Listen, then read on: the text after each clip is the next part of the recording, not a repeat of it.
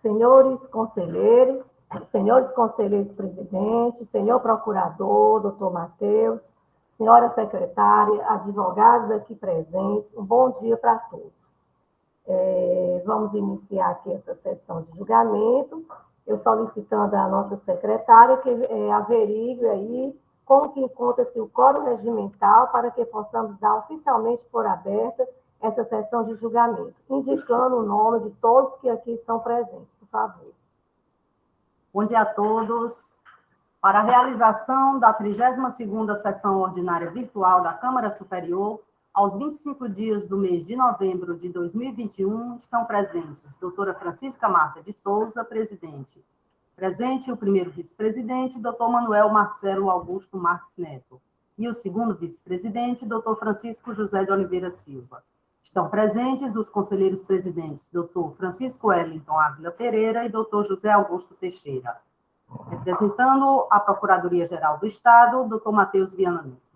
Estão presentes os conselheiros Maria Lineide Silva e Souza, Mônica Maria Castelo, Tereza Helena Carvalho Rebouças Porto, Leilson Oliveira Cunha, Lúcio Flávio Alves, José William Falcão de Souza, Rafael Pereira de Souza, Carlos César Quadros Pierre, Felipe Augusto Araújo Muniz, Saulo Gonçalves Santos e Robério Fontinelli de Carvalho.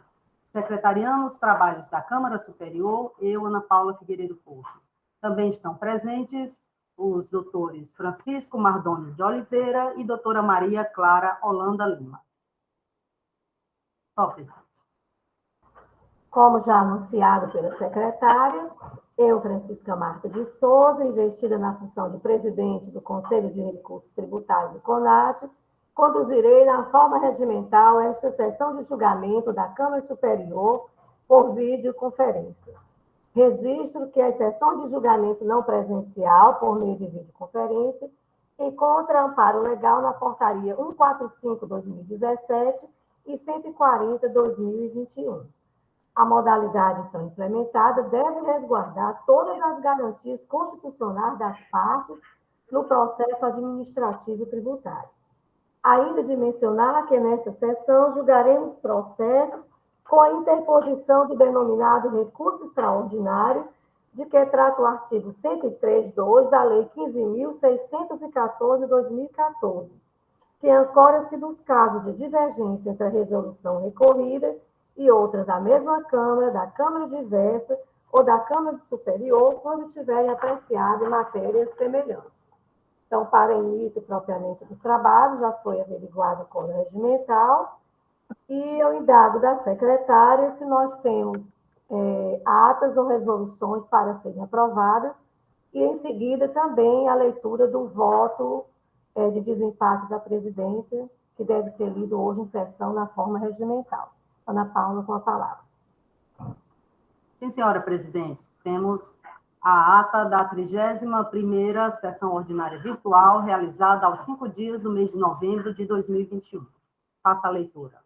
Aos 5 dias do mês de novembro do ano 2021, às 8h30, verificado o quórum regimental estabelecido no artigo 52 do Regulamento do Conselho de Recursos Tributários do Estado do Ceará e amparado pela portaria número 140, de 26 de abril de 2021, que regulamenta a realização de sessão de julgamento por meio de videoconferência, foi aberta a 31ª Sessão Ordinária Virtual da Câmara Superior de Julgamento do Conselho de Recursos Tributários do Estado do Ceará, sob a presidência da doutora Francisca Marta de Souza.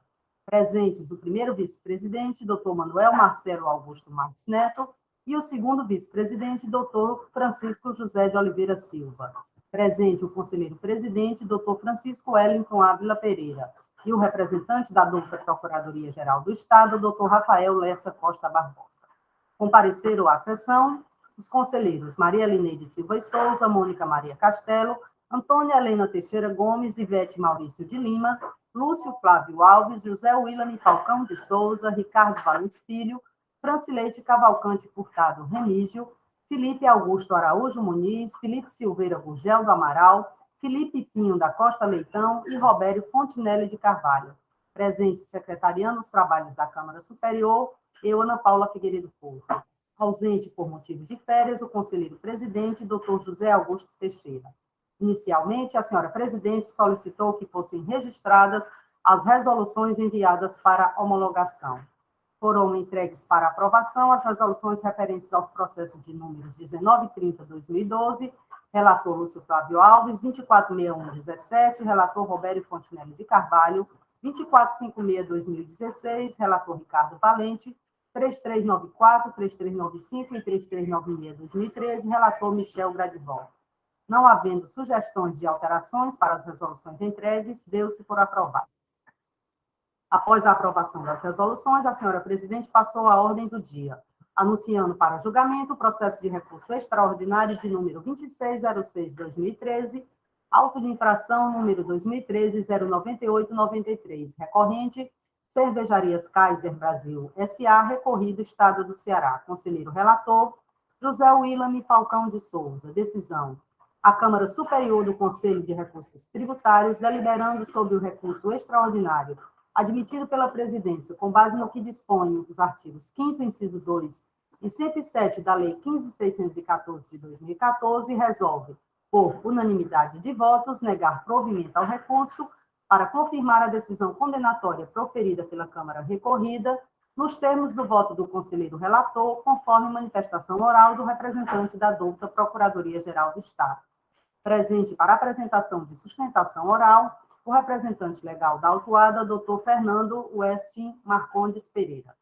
Processo de recurso extraordinário de número 4373/2018, auto de infração 2018-05710, recorrente NTB Nordeste Torres do Brasil Limitada, recorrido Estado do Ceará. Conselheira relatora, Mônica Maria Castelo. Decisão.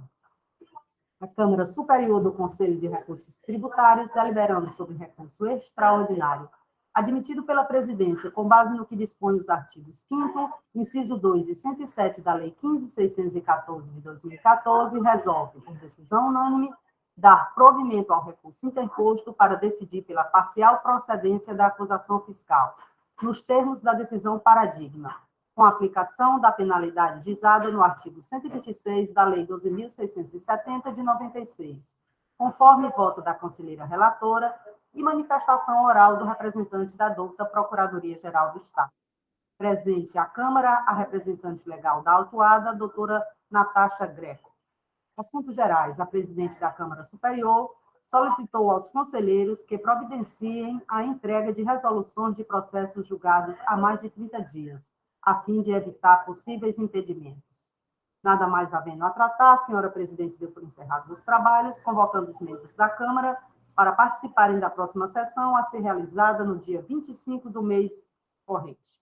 E para constar, eu, Ana Paula Figueiredo Porto, secretária da Câmara Superior, lavrei a presente ata, que vai por mim subscrita e assinada pela senhora presidente, na forma do parágrafo único do artigo 13 da portaria número 140, de 26 de abril de 2021. É só, presidente.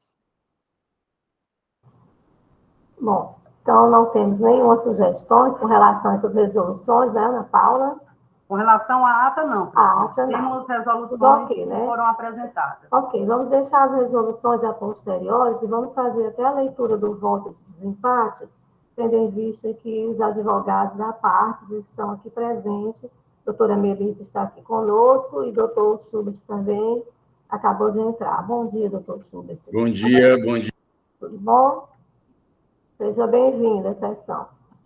Ana Paula, eu gostaria de pedir para que você fizesse a leitura, por favor, do voto. Pois não, presidente. Faço a leitura do voto de desempate da presidente referente ao processo de recurso extraordinário de número 33/2011, tendo como recorrente Gerdau Aços Longos S.A., recorrido Estado do Ceará, que teve como conselheira relatora a conselheira Maria Lineide Silva e Souza, referente ao auto de infração de número 2010-20674. Voto de desempate. Relata o auto de infração número 2010-20674 que o contribuinte acima qualificado efetuou crédito indevido de ICMS referente a aquisições de materiais que não participam diretamente do processo de industrialização e não são imediata e integralmente nele consumidos, no exercício de 2005, no montante de R$ 920.534,72. O contribuinte ingressou com recurso extraordinário, visando obter decisão favorável quanto à possibilidade de se creditar do ICMS incidente sobre a aquisição de materiais empregados no processo de industrialização, mas não integram o produto final e não são imediata e integralmente nele consumidos. Aduz o recorrente que o Conselho de Recursos Tributários, em momento distinto, já reconheceu o direito ao crédito do contribuinte, conforme as resoluções 672/2015, da Primeira Câmara de Julgamento, e 148/2017, da Segunda Câmara de Julgamento, apresentadas como paradigmas. Arremata o recurso ordinário colacionado, vasta jurisprudência do STJ quanto à matéria. Inicialmente, destaco que a matéria sob análise é controversa neste órgão de julgamento, bem como nos tribunais superiores, o que requer uma análise mais a miúde por parte desta presidente. Por certo, já é pacífico que o direito ao crédito do ICMS não é absoluto. Tanto a Lei Candir, Lei Complementar 87 de 1996, quanto a Lei Cearense do ICMS, Lei 12.670 de 1996, estabelecem limites. Passando ao ponto central do tema que ensejou o empate, quando da realização da 26ª Sessão Ordinária Virtual, realizada em 30 de setembro de 2021, qual seja, determinar qual o alcance da expressão ser imediata e integralmente nele consumidos, posto que dúvidas não há quanto à utilização dos produtos identificados pela fiscalização no processo produtivo do contribuinte. Após apreciação e estudo da matéria, ora em julgamento, data vênia entendimentos que trilham no sentido oposto ao que irei delinear, menciono que, a meu ver, somente devem ser classificados como insumos os bens que integram o produto final ou são consumidos imediata e integralmente no processo produtivo. A meu sentir, os bens apontados pela recorrente, em que pese empregados no processo produtivo, não são insumos, mas integram o produto final na condição de matéria-prima e não se consomem de modo imediato no processo produtivo, razão pela qual não tem direito ao crédito, a teor da decisão contida no EDCL, no agravo em recurso especial número 991-299 de São Paulo, de relatoria do ministro Francisco Falcão, conforme abaixo reproduzido. Ademais, de acordo com a jurisprudência do STJ, entende-se que, no que tange, abre aspas, no que tange ao direito ao crédito de ICMS, oriundo dos denominados produtos intermediários, isto é, aqueles utilizados no processo industrial, far-se-ia fundamental a sua integração ao produto final, ou seja, consumidos no processo de forma imediata e integral. Agravo no RESP número 738-905-RJ, relator ministro Humberto Martins, segunda turma, original sem destaque. Outros julgados do STJ pacificam a questão ao asseverar que só poderá haver a dedução do ICMS pago anteriormente quando se tratar de insumos que se incorporam ao produto final, ou quando, não se incorporando, são consumidos no curso do processo de industrialização de forma imediata e integral. No caso dos autos, não há o que falar em consumo imediato, bem como discriminado na petição inicial. Agravo regimental no RESP 1524609-SP. Relator ministro Herman Benjamin. Mas o que se pode compreender da expressão imediata e integralmente consumida? Nenhum dos julgados anteriormente citados estabelece um prazo. Então, será razoável estabelecer o prazo de 24 horas ou 12 meses, como se observa nas resoluções recorrida e paradigmas? Segundo o sentido comum encontrado nos dicionários pátrios, a palavra imediatamente significa agora, já, logo, de imediato, em seguida, instantaneamente, rapidamente. E, a meu sentir, este também é o sentido empregado nos decisions abaixo reproduzidos. Assim, entende que não se tem que perquerir acerca da vida útil do bem, nos termos postos em debate, podendo ser considerado até razoável o prazo de 1 dia ou 12 meses, conforme teses em apreciação. Contudo, relevante o conceito da palavra imediato, nos termos do artigo 86 do Código Civil, a saber. Artigo 86. São consumíveis os bens móveis cujo uso importa destruição imediata da própria substância, sendo também considerados tais os destinos à alienação.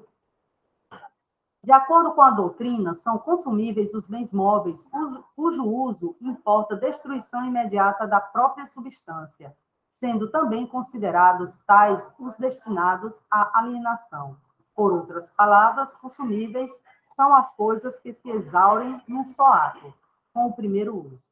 Assim, entendo que se caracteriza como insumo os bens que se incorporam ao produto final e que são consumidos de forma imediata no processo produtivo, não se prestando às suas finalidades próprias, conforme consignado na resolução recorrida. De todo o exposto, tendo esta presidente que decidir por uma das teses apresentadas no recurso interposto, qual seja, se ao presente caso deve ser considerado o prazo de 24 horas ou 12 meses, filio-me ainda com ressalva ao primeiro, vez que, a meu ver, este prazo se aproxima mais da ideia de consumo imediato, enquanto que o segundo, 12 meses, quer me parecer que serve como parâmetro para classificar os bens como ativo permanente. Isto posto, voto no sentido de que seja mantida a decisão recorrida, nos termos deste voto.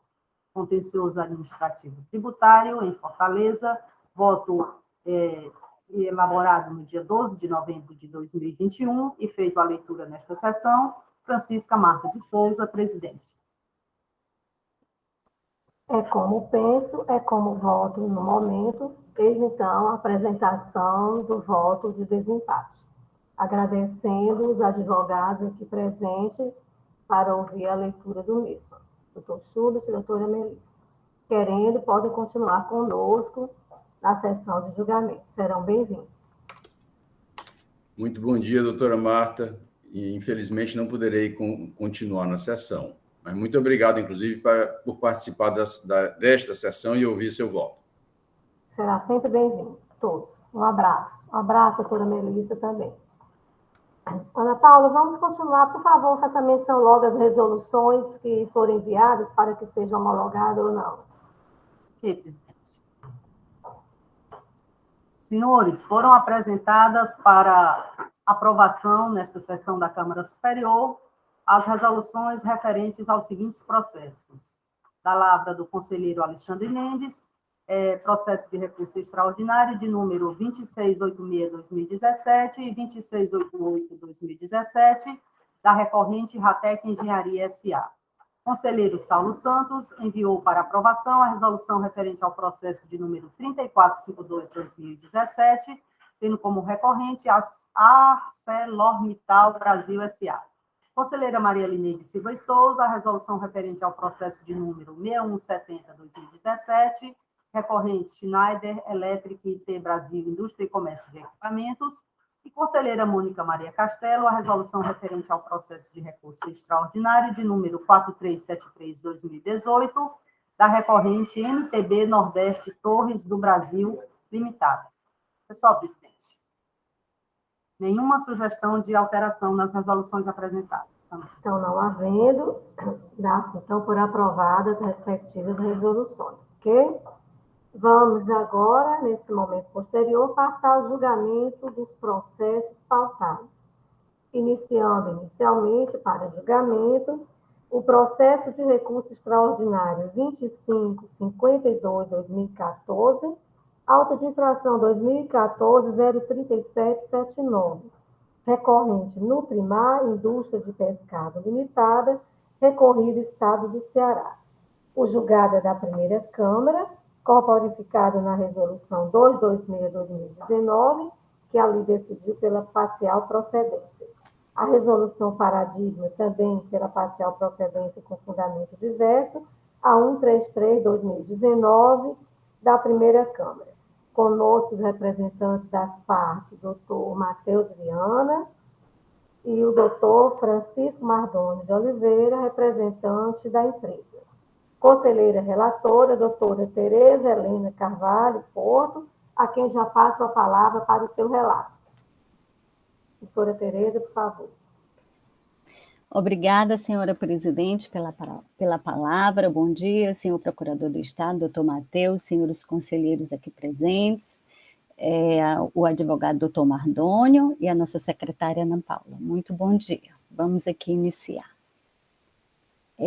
Trata-se de recurso extraordinário em face da decisão plasmada na resolução de número 226/2019, prolatada pela primeira Câmara de Julgamento, que julgou parcial procedente o auto de infração lavrado sobre o fundamento da não escrituração, declaração de notas fiscais de entradas na FD.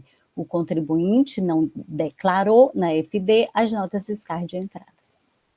Na resolução recorrida, eu vou ler aqui a ementa, é a resolução 226/2019, como eu já citei, da primeira Câmara, diz o seguinte, a ementa: ICMS, falta de escrituração de notas fiscais de entrada na FD, escrituração fiscal digital. Preliminares de nulidade afastadas por unanimidade de votos, reformada a decisão de primeira instância. Auto de infração julgado parcial procedente em razão do reenquadramento da penalidade. Redução do crédito lançado com esteio no resultado apresentado pelo laudo pericial. Decisão com base nos artigos 276-A, parágrafo 3º e 4º, e artigo 276-G, inciso 1, todos do decreto 24569/97. Aplicação da penalidade incerta no artigo 123.3G e artigo 126 da Lei 2.670. Decisão por maioria de votos.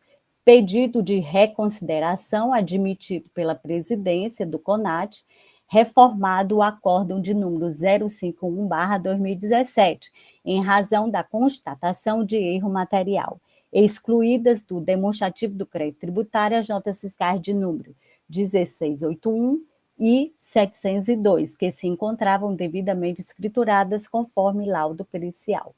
Já na resolução paradigma, que é a resolução 133/2019, também da primeira Câmara de Julgamento da 42ª sessão do dia 28 de junho de 2019, tem a seguinte ementa: deixar de escriturar no livro fiscal entrada de mercadoria, deixar de escriturar em livro fiscal entrada de mercadorias, penalidade sugerida no artigo 123.3G da Lei 12.670. Inteligência dos artigos 106, inciso 2, a linha C, combinado com o artigo 112, inciso 4, todos do CTN. Aplicação para o caso da penalidade descrita no artigo 123.8L da Lei 12.670, com a redação da Lei 16.258/2017, por ser mais benéfica para o contribuinte e existir dúvidas quanto à graduação da penalidade. Recurso ordinário conhecido e parcialmente provido para aplicar a penalidade no artigo 123.8L da Lei 12.670, com alteração da 16.258. Decisão por maioria de voto, nos termos do voto do relator. Contrariamente ao parecer da assessoria processual tributária, constante nos autos e adotado pelo representante da dota Procuradoria-Geral do Estado. Bem, essas são as duas resoluções, a recorrida e a... Bem, o auto trata-se, como eu já falei, né, de descumprimento de obrigação acessória decorrente da não escrituração das notas fiscais de entrada na FD, referente ao período de janeiro de 2009 a dezembro de 2012. A empresa cadastrada no regime normal de recolhimento e enquadrada no CNAE 10.20.102, que é fabricação de conservas e peixes, crustáceos e moluscos. Informa o autuante que a autuada não possuía emissor de cupom fiscal e estava obrigada a efetuar FD desde 1º de janeiro de 2009. Constatada a existência de 10 notas fiscais NF1 no montante de R$ 601.762,59, não registradas no SPED. O contribuinte é detentor de termo de acordo 08/2008, o qual não lhe permite aproveitamento do crédito fiscal. A empresa foi baixada de ofício desde 23/10/2013. A infração apontada no artigo 18 da Lei 12.670 foi aplicada pela fiscal atuante. A penalidade constante no artigo 126 da Lei 12.670, alterada pela 13.418 de 2003. Irresignada com a autuação, a empresa apresenta impugnação, pleiteando a nulidade do feito fiscal e, alternativamente, a sua improcedência, bem como a realização de perícia técnica para fins de comprovação dos lançamentos por ela efetivados. O julgamento singular afaste as nulidades e o pedido de perícia e, no mérito, proferiu decisão pela parcial procedência do auto de infração, em razão do reenquadramento da penalidade, que resultou na redução do montante do crédito tributário. A aplicação da penalidade prevista no artigo 123, 3G da Lei 12.670 para as notas fiscais com destaque de ICMS. E o julgador também aplicou a penalidade do 123.8F da Lei 12.670 para as notas fiscais sem incidência do imposto. Esse artigo fala da falta decorrente do não cumprimento das penalidades previstas em termo de acordo ou termo de credenciamento firmado com a Cefaz. Em recurso interposto contra a decisão singular, a empresa ratifica os mesmos argumentos da impugnação e pede a retificação da base de cálculo em razão da constatação de erro na aplicação da alíquota do ICMS para a nota fiscal remetida pela empresa VIG Agropecuária, Industrial e Comercial Limitada. Às folhas 102 dos autos, a recorrente anexa um DAI, por meio do qual recolheu os valores por ela considerados incontroversos, no valor de R$ 261,52. O processo segue para a assessoria processual tributária, conforme parecer 16/2016, onde confirmou a decisão singular pela parcial procedência da acusação fiscal. Entretanto, ela sugeriu a aplicação da penalidade contida no artigo 123, 3G da Lei 12.670 para as notas fiscais com incidência de ICMS e artigo 100, que era uma vez o valor do imposto, né? E o artigo 123.8L da mesma lei para os documentos sem incidência. Foi essa a decisão do parecer. Os autos do processo compuseram a pauta de julgamento da 25ª sessão ordinária de 16 de fevereiro de 2016 da primeira Câmara de Julgamento, ocasião em que os membros da Câmara resolveram, por unanimidade de votos, afastar as nulidades suscitadas pela parte e converter o curso do processo em perícia, com o fito de averiguar a escrituração das notas fiscais autuadas nos livros contábeis da empresa recorrente, com finalidade precípua de aplicar a atenuante do artigo 123, 3G da Lei 12.670, que no caso seria 20% do valor da operação. As folhas 151 dos autos constam o laudo pericial em resposta aos quesitos formulados pela Câmara. O processo voltou para a Câmara, da primeira Câmara, no dia 5 de setembro de 2016, que decidiu pela parcial procedência, aplicando para as notas fiscais não registradas na contabilidade da empresa a primeira parte da penalidade do artigo 123, 3G da Lei 12.670, que é uma vez o valor do imposto. E para as notas fiscais sem imposto destacado, a penalidade prevista no artigo 126 da Lei 12.670. E para as notas fiscais registradas na contabilidade da empresa, conforme demonstrado no laudo pericial, que foram 2 notas fiscais, a aplicação de 20 ofícios por documento, conforme dispõe a segunda parte do artigo 123, 3G da Lei 12.670, como eu já citei.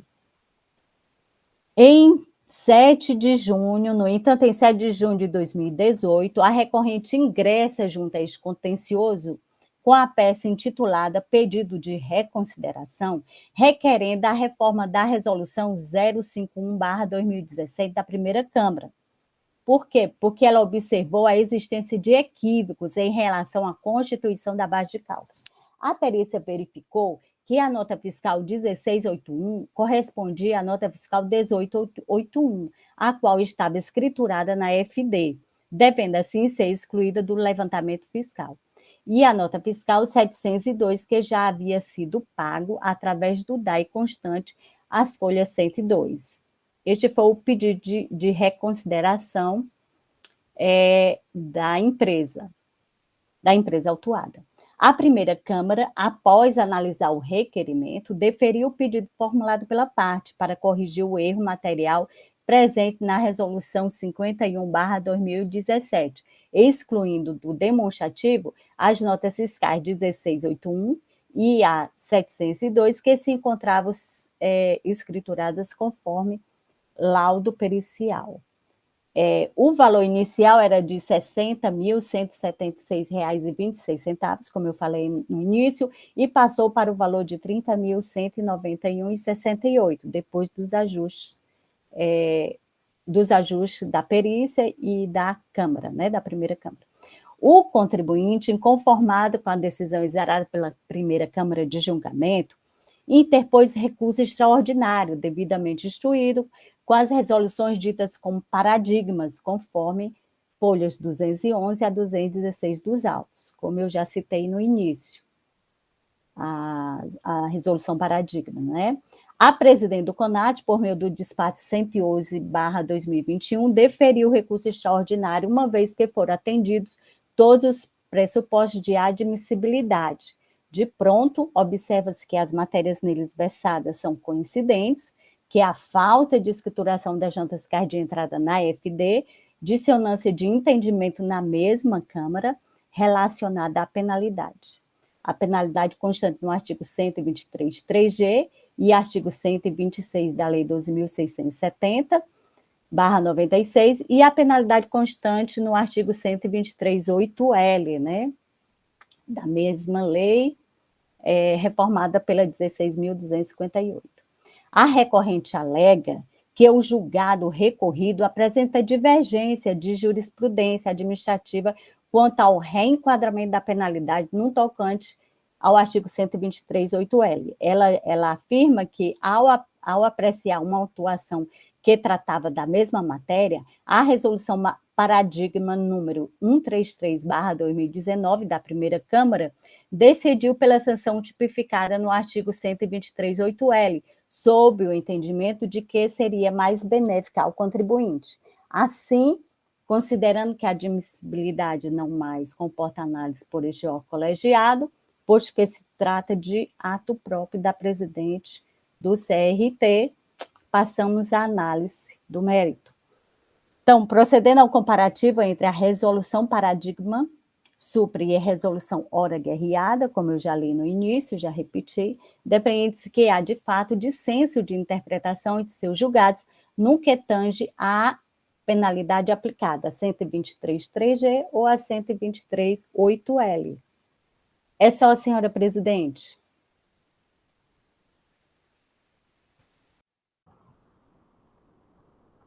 Ouvimos, então, o relato, né, muito objetivo da doutora Tereza.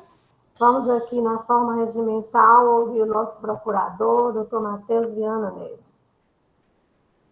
Muito bem, minha presidenta, senhores conselheiros, digna relatora, doutora Tereza Porto. Depois desse relato tão claro e preciso, foi assim, cirúrgico, né? Não há o que se falar, senão, minha presidenta, dizer, olha, pode votar do jeito que você quiser, doutora Tereza. Mas como a Procuradoria tem que fazer algumas considerações, aliás, considerações essas sobre essa matéria, doutor Martoni, que me parece que ele está numa posição de muita tranquilidade até, porque a Procuradoria, em relação a falta de escrituração de nota fiscal tem se manifestado sempre pela aplicação do 3G. E ele pede que seja aplicado, como vem decidindo, aliás, já decidiu até a Câmara Superior e também a primeira Câmara já decidiu nesse sentido, não posso deixar de declarar, é que tem aplicado nessa situação o 123.8L, que é uma penalidade muito mais benigna para a situação. Essa é a discussão. Qual a penalidade a ser aplicada ao presente caso? É a 3G, que foi aplicada pela primeira Câmara, ou a 123.8L? Essa é a discussão.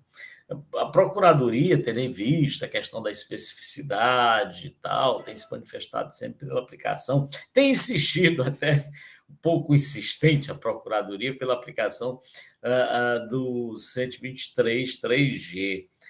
Na maior parte dos casos, ela está ciente, tem sido vencida nesse entendimento.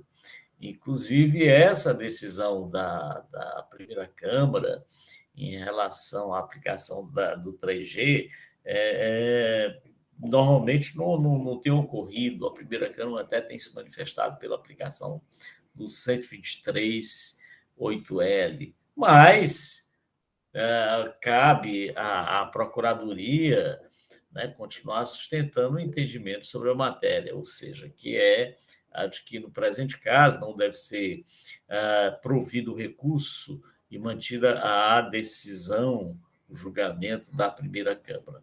É nesse sentido que a Procuradoria se manifesta, senhora presidente. É isso. Ok. Senhores, eu até coloquei um avisozinho aí, estou fechando aqui o vídeo de vez em quando, porque sempre há a mensagem aqui de instabilidade da internet, só para ver se dá uma melhorada, ok? Então, ouvimos o nosso procurador, vamos agora ouvir o doutor Francisco Mardônio de Oliveira. Doutor Mardônio, com a palavra. Bom dia, doutora Marta, senhor presidente, doutor Matheus, satisfação de revê-lo, demais conselheiros. Então, bom dia.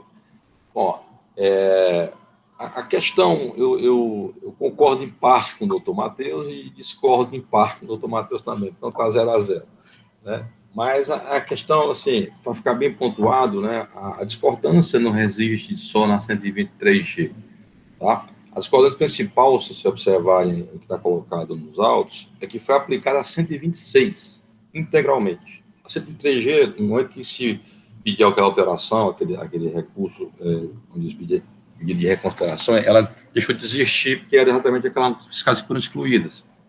Tá? Então, se observar aí, as folhas do processo, mas a aplicação, ela se restringiu a 126, a 126 da Lei 2.670, e ela é inaplicável até na origem, né, como já dizia lá o monocrático, tá? Porque a empresa não pertence a esse tipo tributário ali previsto. Ela não tem incidência, isenção e nem substituição. Então, ela já vem na origem,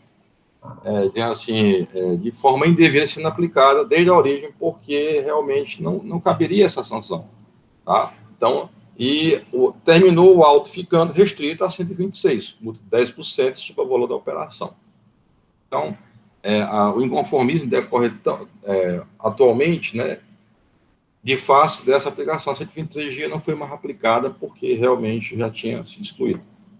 Então, com base na lei de São Padrinho, você observa que há realmente assim, uma grande injustiça para com a empresa em relação a essa sanção. Por quê? Porque o próprio código, o CTN, né, atribui a sanção mais benéfica. Eu não, salvo engano, essa alteração veio posterior a esses julgamentos, entendeu? Salvo engano, tá? 2017, né? Tá? O primeiro julgamento que foi feito, né, não foi essa solução, tá? E foi aplicada à época, assim, por certa analogia do processo, tá? Não seguiu os parâmetros que a gente entendia sendo os adequados. Por isso, a empresa insistiu no recurso subordinado, né? Ela fez esse recurso, entendendo ser mais justa a aplicação, como a própria Câmara aplicou em caso similar, assim, idêntico, basicamente, né? a aplicação da 123.8 L8, tá? É 3L, aliás, 8L, né? Porque é muito difícil a gente confundir. E esse é o pedido da empresa, entendeu? Ela não está se refutando a arcar com o ônus decorrente da falha em sua contabilidade, mas que apenas seja uma medida de justiça que seja aplicada, né? O que a Câmara aplicou em outra resolução, de forma, assim, justa e com base na própria legislação tributária. Esse é o pedido da empresa. Ok, ouvimos as partes, esse momento é adstrito aos conselheiros, já passando aqui a palavra ao doutor William, em seguida a doutora Tereza, né, a forma solicitada. Doutor William, com a palavra. Obrigado, senhora presidente. Bom dia a todos os participantes dessa sessão. Senhor presidente, é apenas um esclarecimento, porque todos os conselheiros, né, podem ficar assim estranhando que a resolução recorrida é a 226/2019, posterior à resolução paradigma, a 133/2019, que aplicou o artigo 123.8L, e a 226, o 123.3G. Aí essa é uma simples explicação. Essa resolução 226/2019 da Câmara foi apenas para corrigir um equívoco na resolução que tinha sido proferida em 2017, a resolução 51/2017, que houve um erro lá no cálculo, então veio para a Câmara para fazer essa correção. E saiu aí com a penalidade do 123.3G e o 126 da Lei 12.670/96. Foi mudança apenas de cálculo. Portanto, até eu sempre fui pelo 8L, desde com o advento da 16.258/2017, que nessa situação de fato de escrituração, nosso caso de entrada ou saída, eu for pelo 8L, eu estou assinando também essa ata e essa resolução, concordando, porque, na verdade, foi só um acerto no valor. Era só esse esclarecimento. Ok, doutor William, muito bom esclarecimento, e só lembrando que esse esclarecimento ele consta também do despacho de admissibilidade, certo? Lá faz menção a esse ponto. Doutora Tereza, com a palavra. Obrigada, senhora presidente. Sim, é só a título também de esclarecimento. O doutor William já falou sobre essa questão das datas, né, das resoluções recorridas, a paradigma. Bem, e com todo respeito, eu acho que como eu relator, eu tenho que falar, né, sobre, até para me justificar o meu voto, com todo respeito para quem entende pelo 123.8L. Bem, eu entendo pelo 123.3G. Por quê? Primeiro, porque existe a penalidade específica. Nesse caso aqui, que as notas fiscais eram de 2009, só existia a 123.3G da 12.670, que ninguém tinha dúvida naquela época, embora existisse já a 8L, mas ninguém tinha dúvida. E nessa 3G da 12.670 tinha atenuante de 20% para as notas fiscais lançadas na contabilidade. No caso aqui, 2 notas foram lançadas num livro diário. Portanto, o contribuinte se beneficiou, sim, de 20% dessas 2 notas fiscais que ele pagou através do refis. 20 eu fiz, não. 20 eu fiz, desculpa, eu não falei isso, não, desculpa. Que o contribuinte se beneficiou, sim, através dessas 2 notas fiscais, que na resolução 051 foi cobrado 20% e ele já havia até pago. Através do refis, com a redução de 70%, ele pagou o quê? R$ 71. Então, o contribuinte, ele sim foi beneficiado, porque na época foi aplicada a 123.3G, que existia essa atenuante, e com essa nova mudança, né, da lei, a 16.258, não existe mais atenuante, né, a partir de 2017. Mas como o caso aqui era de 2009, eu repito, o contribuinte foi sim beneficiado com relação a essas 2 notas fiscais.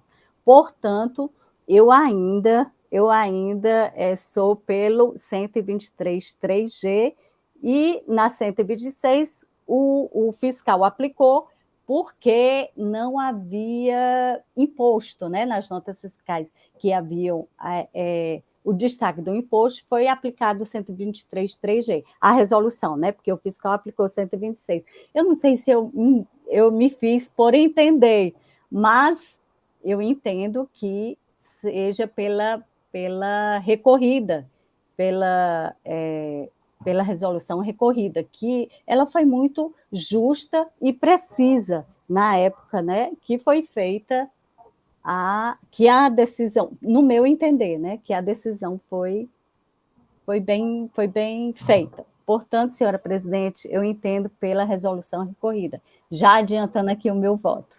Ok. Vamos aqui ouvir o doutor Lúcio. Por favor, Lúcio. Bom dia a todos, presidente, aos procuradores Dia, Matheus, advogado presente, os conselheiros.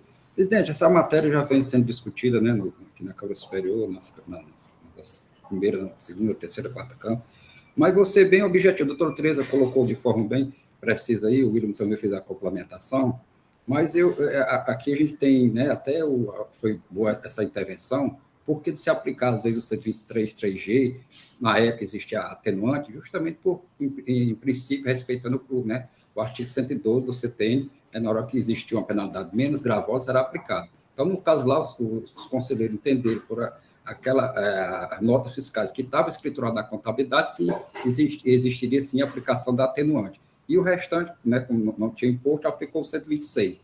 A questão do 126 é aquela, né, velha questão do 123 combinado com o 126 por não existir imposto. Sendo objetivo, presidente, eu vou trazer aqui, talvez eu já coloquei alguma vez essa tese, mas assim, sendo bem prático, quando foi criado o artigo 103.8L, ele criou uma tipificação de omissão de informações em arquivo eletrônico. Omissão, esse é o tipo, omissão de informações em arquivo eletrônico. Ele não faz discriminação, né, se é entrada ou saída. E todos nós aqui, eu acho que, né, a grande, né, maioria, se não unanimidade, aplica na saída. Se o tipo é esse, né, aplica-se na saída, quer dizer que ele também aplica-se na entrada, porque o próprio tipo, né, que é o conjunto de elementos dos fatos, ele é aplicado em um e outro. O que diferencia aí, com todo respeito à Procuradoria, né, doutor André também, doutor Matheus, acho que o doutor Biratã e o doutor Rafael tem essa tese, mas se essa tipificação é aplicada na entrada e saída, ela serve para a entrada. O que diferencia é a questão da especificidade que tem o artigo, né, o 123.3G. Mas o CTN, né, ele não faz essa questão, ele não vem nessa questão. Ele vem da questão do seguinte, o 112, o que faz quando existe essa dúvida, ele vai para o 112. Então, presidente, né, já, né, colocando já os precedentes dessa Câmara Superior, né, e acho que da terceira Câmara do qual eu faço parte, né, acho que a primeira, o doutor William colocou também, que sempre contempla essa tese, né, então é nesse sentido de, sim, de aplicar, sim, no caso aqui, o 123.8L, presidente.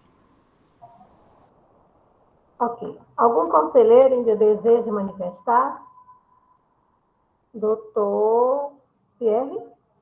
Doutor Pierre, por favor. Muito obrigado, senhora presidente. O doutor Lúcio já adiantou muita coisa. Primeiramente, bom dia a todos, colegas conselheiros, conselheiras, presidente, doutor Matheus, ilustre representante também da parte. A Procuradoria sustenta o seu posicionamento com base em seguir a legislação específica. Mas, veja bem, esse auto aí é tão claro que não existe uma legislação tão específica assim, que o fato é o mesmo, foi aplicado 126 pela fiscalização. No entanto, a primeira Câmara, em sua composição de 2017, entendeu que era o 126 e o 123.3G para os mesmos fatos. Então, ela não é tão específica assim. Então, nós temos, nesse caso, na omissão do arquivo magnético, SPED, deixar de escriturar, na realidade, dependendo da situação, 3 penalidades possíveis. O 126, se for produto de substituição tributária, nós temos o 123.3G e nós temos o 123.8L. Nós temos também um princípio, assim como tem uma legislação, como se estabelece, deve se aplicar a legislação específica, nós temos também que isso é uma penalidade, se aplica o indúbio para o contribuinte, e nós temos também a disposição expressa do 112 do CTN, que explica que quando há essa dúvida de qual penalidade aplicar e da sua graduação, se aplica a mais benéfica ao contribuinte. Então, aqui, nesse caso, fica mais que patente que ela não é tão específica assim, e esse princípio deve se sobrepor aos demais. Então, eu entendo também pela aplicação do 123.8L. É só isso, senhora presidente. Algum conselheiro ainda deseja manifestar-se? Bom, não havendo, passarei então agora à apuração dos votos. Então, com relação ao reenquadramento da penalidade para o 123.8L. Então, recorrente é a recorrida ou então a paradigma. Tereza Porto, conselheira relatora, como vota? Pela decisão recorrida, senhora presidente, a 123.8L, né? Doutora Mônica Castelo? 123.8L, eu entendi que era 3G, Tereza? 3G. Desculpa. É 3G. Desculpa, a gente como ela repete já tanto. tinha se pronunciado, eu entendi perfeitamente que era 3G. Obrigada, senhora presidente. Não queria outra não, porque sou as duas atrapalhada. de bom arbítrio, as duas, viu? Eu ouvi você dizendo 3G e eu disse, agora ela mudou o entendimento não dela. é 8L, né? Como se fosse. Doutora Não, Mônica? é 3G mesmo, viu, doutora Mônica? Desculpa, senhora Com a relatora, presidente. Com a relatora. Doutora Elineide? Com a recorrida. Eu mantenho a recorrida. Doutora Francileide? Com todo o respeito que eu tenho à doutora Tereza, eu vou ser o primeiro divergente, eu vou na 8L. Eu já fiquei animada de ser a sua divergente. Doutor Carlos Pierre? Uma divergência, senhora presidente. Doutor Rafael? Eu acompanho a primeira divergência pela 8L. Felipe Muniz? Sigo a divergência, presidente. Doutor Robério? Pela divergência. Doutor Saulo? Acompanho a divergência, doutora. Doutor William? Acompanho o voto divergente, senhora presidente. Doutor Lúcio? Uma divergência, presidente.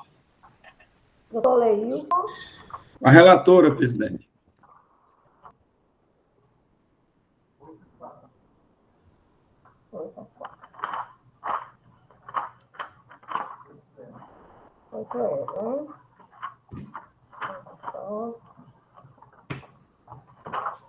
Então, a Câmara Superior do Conselho de Recurso Tributário, deliberando sobre o recurso extraordinário em questão, resolve, por maioria de voto, dar provimento ao recurso para decidir pela aplicabilidade da decisão paradigma.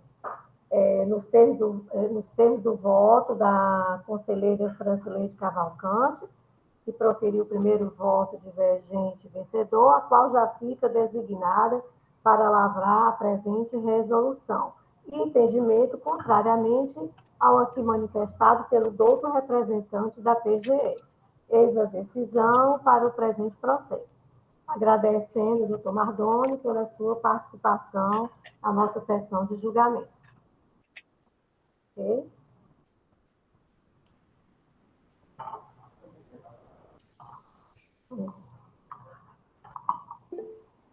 Conselheiros, eu acho até que não necessita de intervalo, porque me parece ser bem parecido o assunto da segunda resolução, né? Do segundo processo, é isso? Ou querem 5 minutos de intervalo? Direto, presidente. Vamos direto, presidente. Direto. Anunciando para julgamento o processo de recurso tributário 936/2019, auto de infração 2018-19056. Recorrente PP, Comercial de Aviamento Limitada, recorrido o Estado do Ceará. A decisão recorrida da segunda Câmara, corporificada na Resolução 104/2020, que lá determinava o retorno na primeira instância. E as resoluções paradigmas, a 115/2019 e a 202/2019, respectivamente da quarta Câmara e da terceira Câmara, que lá declinaram pela improcedência. conosco aqui a doutora Maria Clara Holanda, seja bem-vinda à nossa sessão de julgamento, nosso procurador já, como anunciado, o doutor Matheus, e o relator conselheiro, o doutor Felipe Augusto Araújo Muniz, a quem já passo a palavra para o seu relato. Doutor Felipe, por favor. Muito obrigado, presidente. Doutor Matheus, mais uma vez, prazer revê-lo. Nossa secretária Ana Paula, senhoras conselheiros, senhores conselheiros da Câmara Superior e a advogada aqui presente, saúdo a todos. E dando início ao relato do processo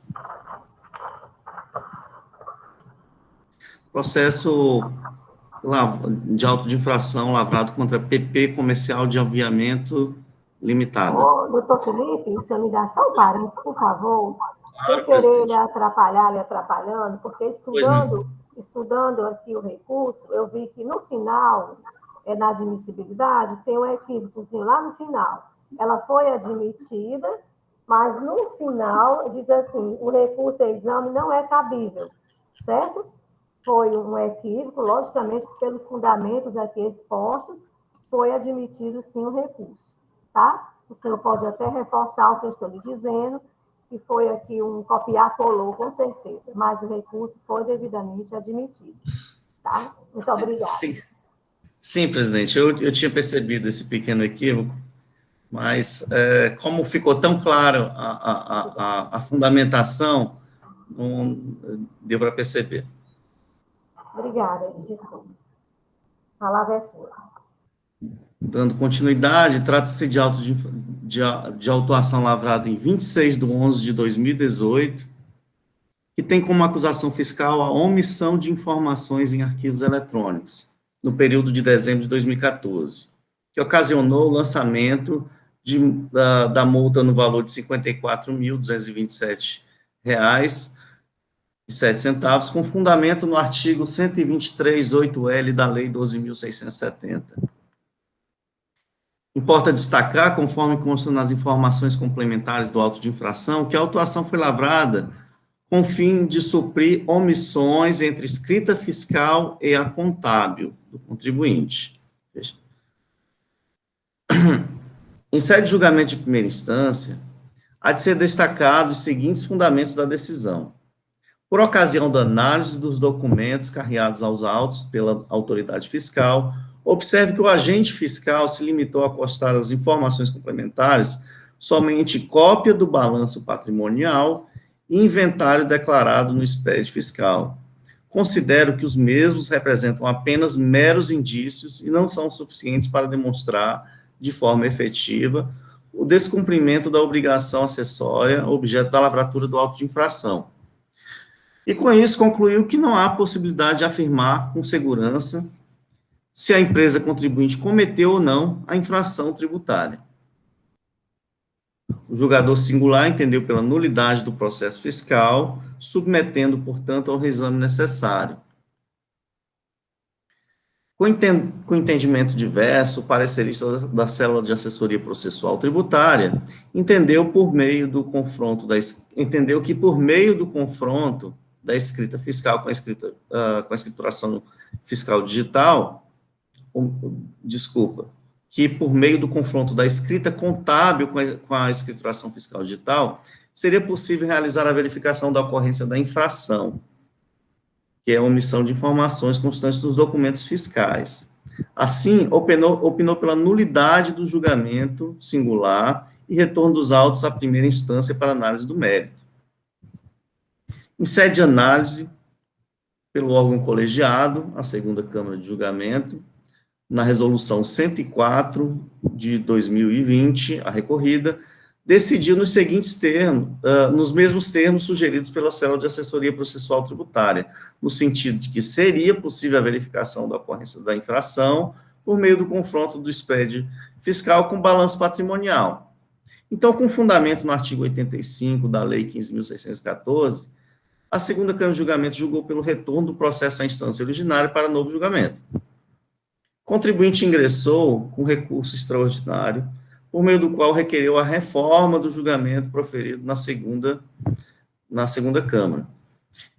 Em seu recurso, apresentou como paradigmas a resolução número 115/2019, da quarta Câmara, e a resolução 202/2019, da terceira Câmara, ambas com entendimento pela improcedência da autuação, motivadas pelo entendimento segundo o qual o confronto de documentação fiscal, contábil com a escrita fiscal seria incompatível com a tipificação do artigo 123.8L, a qual resulta a verificação de documentos fiscais para fins de constatação da omissão. Em sede de análise de admissibilidade do recurso, foi verificado o nexo de identidade entre a resolução recorrida e resoluções paradigmas, haja vista que, tanto na decisão recorrida quanto nos julgados apresentados pela recorrente, as autuações resultaram na aplicação da mesma penalidade, que é a 123.8L da Lei 12.670, omissão de informações de documentos fiscais na escrita fiscal do contribuinte. No entanto, ao passo que a resolução recorrida 104/2020 da segunda Câmara decidiu pela nulidade do julgamento singular e retorno para a primeira instância, com fundamento no artigo 85 da lei do CONAT, nas resoluções paradigmas 115/2019 da quarta Câmara e 202/2019 da terceira Câmara, há entendimento pela improcedência dos autos de infração. Em síntese, presidente, o que está em análise por esta Câmara do Superior é a verificação da possibilidade de aplicação da penalidade prevista no artigo 123.8L a partir do confronto da escrita digital com os documentos contábeis. E, diante dessa verificação, qual providência deve ser adotada? Se o retorno à primeira instância ou a improcedência? Presidente, senhores conselheiros e senhoras conselheiras, esse é o relato.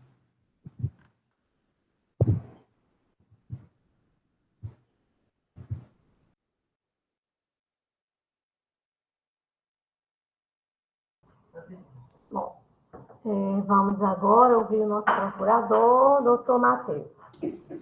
Eu não posso desligar o microfone aqui, se eu desligar, não consigo mais ligar, viu? Paulinha, não, só se você desligar aí, mas não desligue não, Paulinha.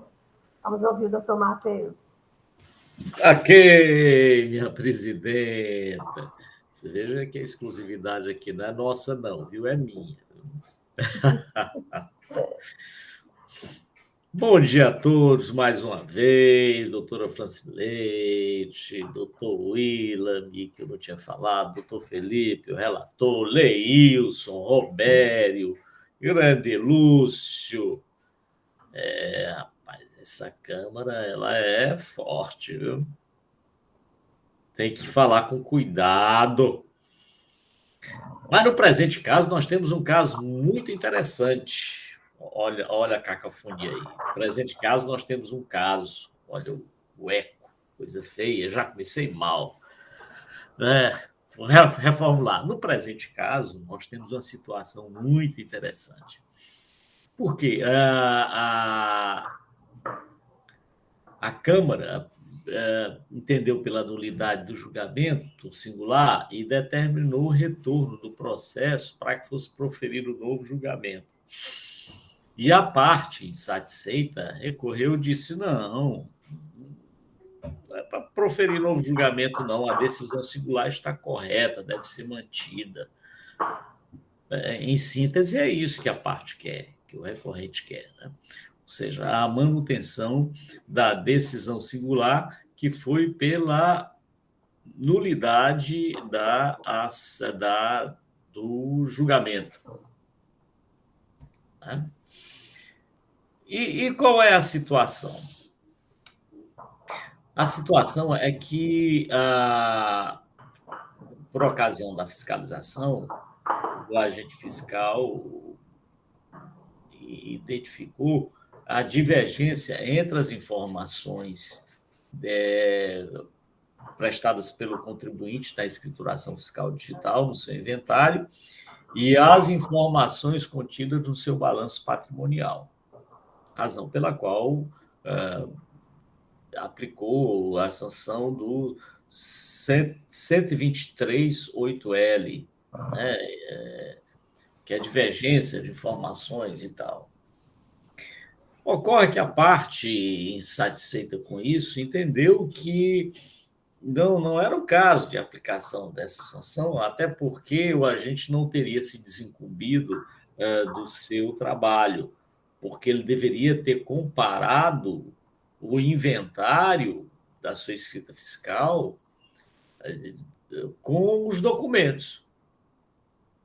E esse é o fundamento do recurso. Veja como esse detalhe é interessante, porque as decisões paradigmas utilizadas pelo recorrente foi no sentido de que o agente fiscal, ao efetuar o lançamento do crédito tributário, teria constatado a omissão, quer seja de vendas, quer seja de compra, porque comparou a escrituração fiscal digital com os livros.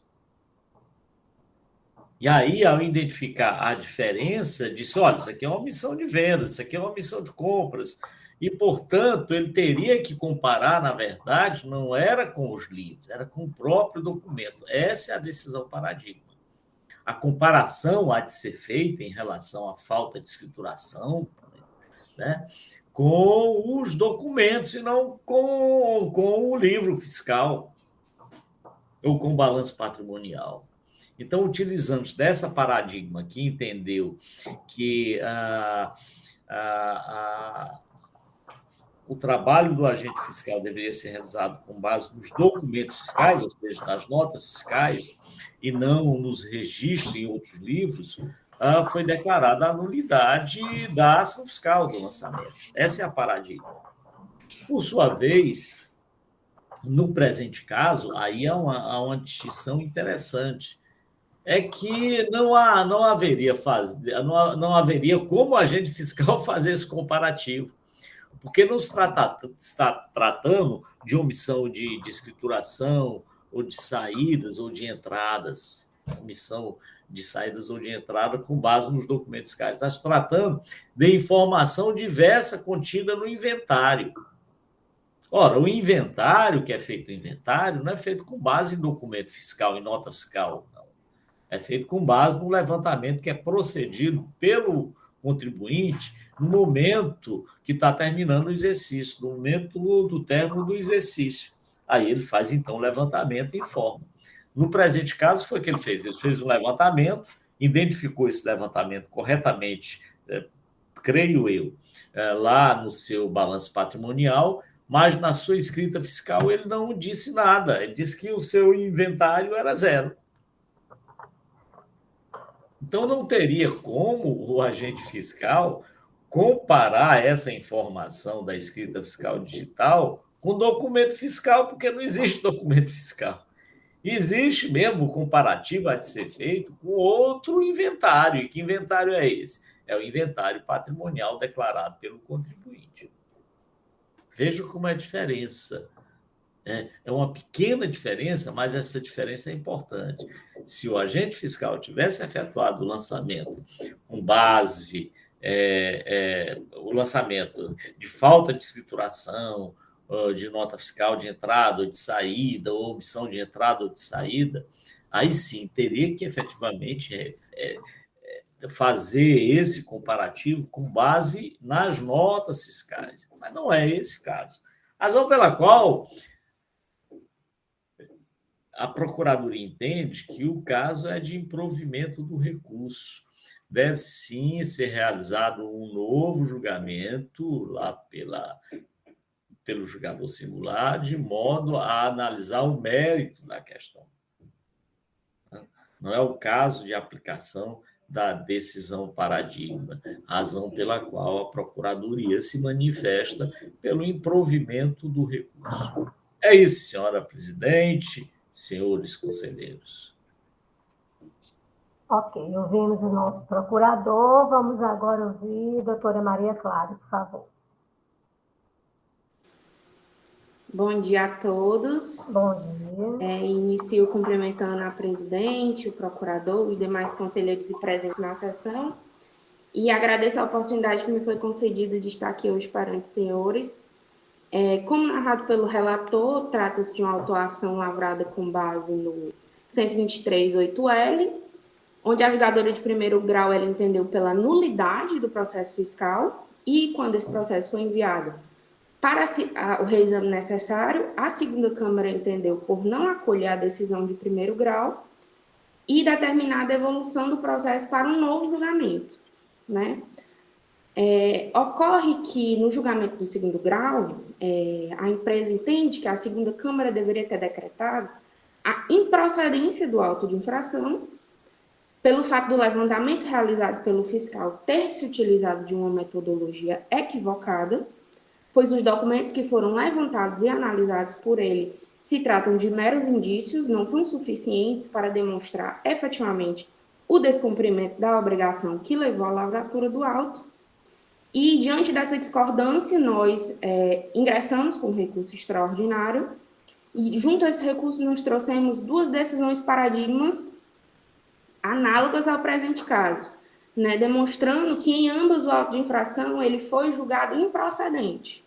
Eu digo que elas são análogas porque uma decisão a gente trata de F com balanço patrimonial, a outra ela trata de EFD com livro de inventário e a do presente processo se trata de uma EFD com balanço patrimonial.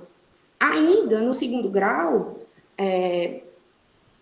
a gente eu destaco aqui, que a segunda Câmara deveria ter invocado o artigo 84, parágrafo 9º, da Lei 15.614, de 2014, que diz o seguinte: que quando puder decidir no mérito a favor da parte a quem aproveite, a autoridade julgadora não pronunciar a nulidade, de modo que a segunda Câmara poderia ter decretado a improcedência do auto, por ser de fácil constatação que a escrituração fiscal digital confrontada com o balanço patrimonial não ensejaria no resultado demonstrado pelo fiscal quando da autuação, pois, repito, reafirmo, são meros indícios, são insuficientes para demonstrar efetivamente o fato que ensejou a lavratura do auto de infração.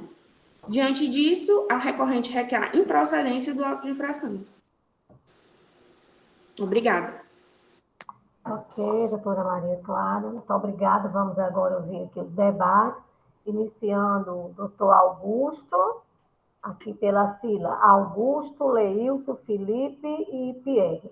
Doutor Augusto, por favor. Augusto, Leilson, Felipe e Pierre. Augusto, com a palavra. Obrigado, presidente. Bom dia a todos.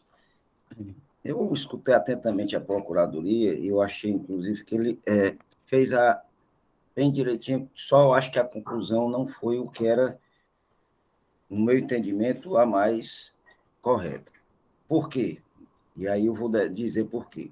O nosso decreto 24569, e aí aqui eu vou dizer o artigo, ele vem dizendo, no artigo 127, os contribuintes do imposto emitirão, conforme as operações e prestações que realizarem, os seguintes documentos fiscais. E aí ele enumera os documentos fiscais, e nesses documentos fiscais não tem nenhum, não é livro fiscal. Nós temos diversos artigos falando de livros fiscais e documentos fiscais em colocações separadas, certo? Me parece que esse tipo da infração do artigo 123.8L, e aí eu vou ler para os senhores, omitir informações em arquivos eletrônicos ou nestes informadas divergentes dos constantes nos documentos fiscais. Me parece que o legislador aqui, quando quis tratar livro fiscal de uma maneira e documento fiscal de outra maneira. E eu não estou vendo esse tipo nesse 8L. E decorrente disso, eu entendo também pela improcedência, porque o tipo da ação fiscal, aí, da penalidade, não é a descrita.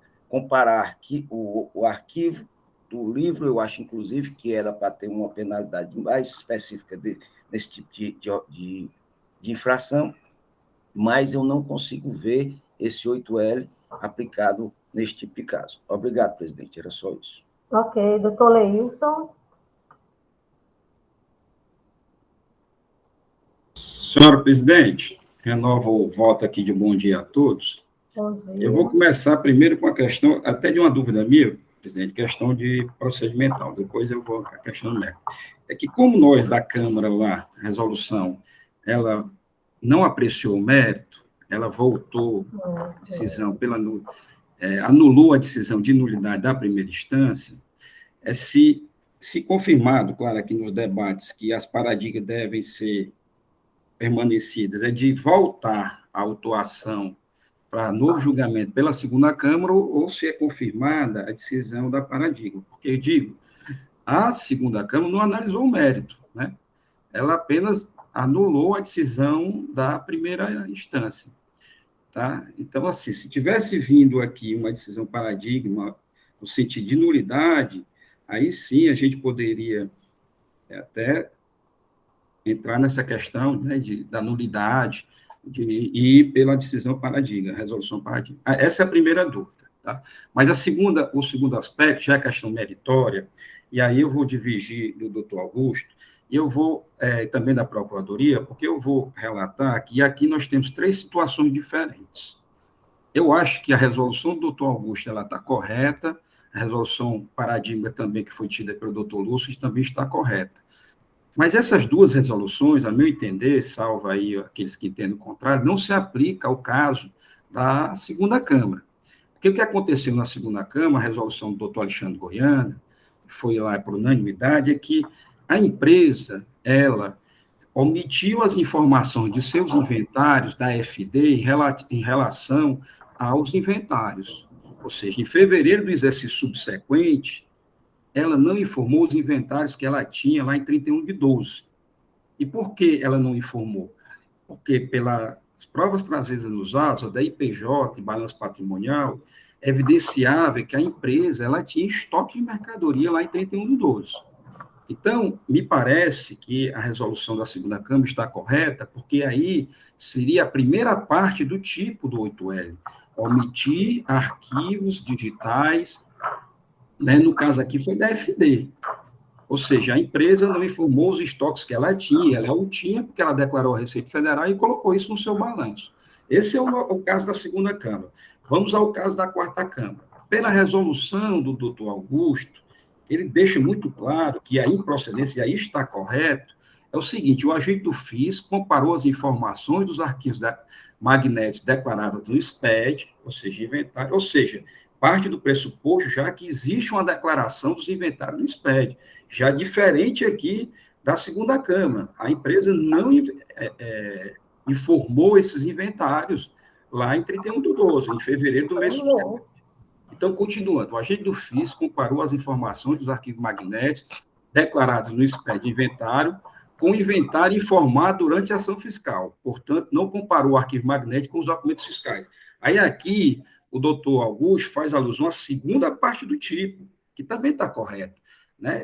Que é a questão de comparar aqueles inventários que são informados com os documentos fiscais. E realmente o fiscal não fez isso. Então, nós temos 2 diferenças claras aqui na resolução, portanto, correta também lá da quarta Câmara, de uma situação diferente da segunda Câmara, né? A quarta Câmara deixou isso muito claro, no sentido de que houve uma falha, porque o agente do FIS comparou o inventário que foi entregue em CD durante a ação fiscal com o que está no SPED. E realmente não é isso que o tipo penal coloca lá. E ele diz, portanto, não comparou o arquivo magnético com os documentos fiscais. Era para a fiscalização ter PEG, o CD, os inventários que estavam no CD, e verificar o que estava nos livros fiscais, tá certo? Porque aqui nós estamos tratando de inventário, não são as informações dos documentos fiscais. Não são as informações dos documentos fiscais. Portanto, é uma situação diferente daquela segunda Câmara. Eu acho também que a situação lá da terceira Câmara, da lavra do conselheiro Lúcio Flávio, que também está correta, mas não atende ao caso da segunda Câmara. Por quê? Porque a acusação fiscal foi de constatação de divergência entre os valores levantados no inventário em 31/12/2011, portanto, existia uma informação do inventário e os valores declarados no balanço patrimonial da Receita Federal. E aí existia uma divergência. Portanto, também é um caso diferente do que a segunda Câmara decidiu. Aqui deixa muito claro, doutor Lúcio, que houve uma informação do inventário, portanto, não houve a omissão dos inventários no arquivo eletrônico da FD, ou da DIEF, já que é 2011, talvez fosse DIEF. Não houve, efetivamente, essa omissão de informação. E também não haveria como dizer que haveria diferenças entre o que foi informado na FD com os documentos fiscais. Então, também está correta essa decisão da terceira Câmara. Só que essas decisões não se aplicam ao caso da segunda Câmara, presidente. Essa era a minha chamar a atenção para os colegas, no sentido de verificar a distinção entre as três situações aqui apresentadas. E também essa questão de dúvida minha, que é uma questão de dúvida processual, em relação a essa questão, se aqui no debate, se aceitar alguma resolução paradigma, se vai dar como improcedente a autuação sem a segunda Câmara ter analisado o mérito dessa questão.